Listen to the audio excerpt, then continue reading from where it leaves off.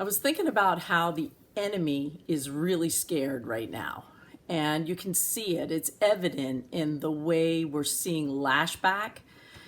First of all, the masks. I believe the masks were mandated to silence us. Second of all, these passports for the stab are to immobilize us, to contain us, to lock us down, to put a requirement out there so that those who choose not to be controlled by this stab won't have a passport. So they've been immobilized.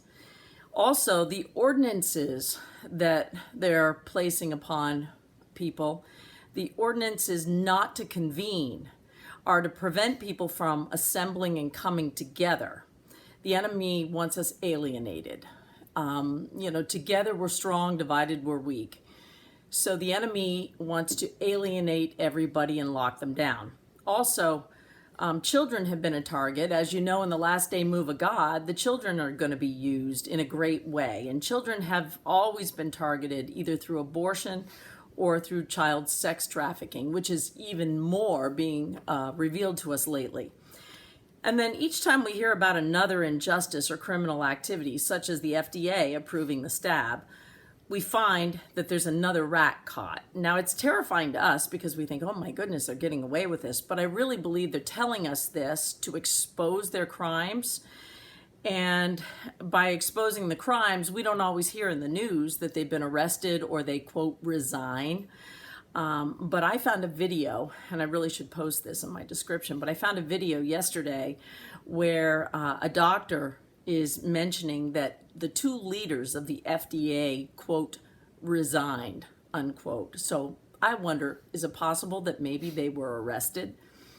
Also, if employers push the stab mandate and people walk off their jobs, many employers will be forced to fold. But remember, in James 5 in the Bible, it tells us that the wealth of the wicked is stored up for the righteous. And we know that restoration's coming. And I think that the money that's been stolen from us in the name of taxes, all kinds of taxes, property tax, sales tax, income tax, I believe that money is going to be returned to us when we are released, because right now we're basically slaves. And I think this employer mandate that's being pushed regarding the stab, I think that's really opening the eyes of the people to see that you're a slave. They own your body, or they think they own your body.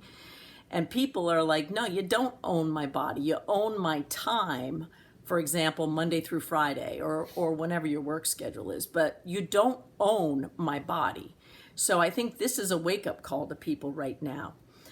So I do believe that our money is going to be returned to us. What if our money is returned to us when so many people walk off the job because they say, no, this is it. I draw a line in the sand, and you're not going to push the stab on me. So I do believe our wealth is going to be restored, and that's in James 5. So as I've mentioned before, I think what we're seeing exposure. And then I think we don't necessarily hear it because the media isn't telling us everything, but I think many of these people are being arrested. And the enemy can see that a move of God is shaping up. God is already starting to stir.